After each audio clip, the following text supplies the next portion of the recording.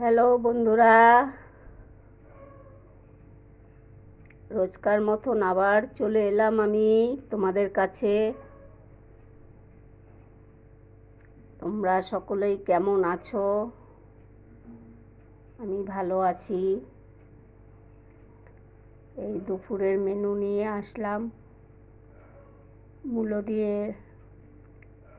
ডালনা মতন করেছি, উচ্ছে ভাজা আর মাছের ঝাল ভাপা মতন করেছি বেগুন দিয়ে, ডিম সেদ্ধ।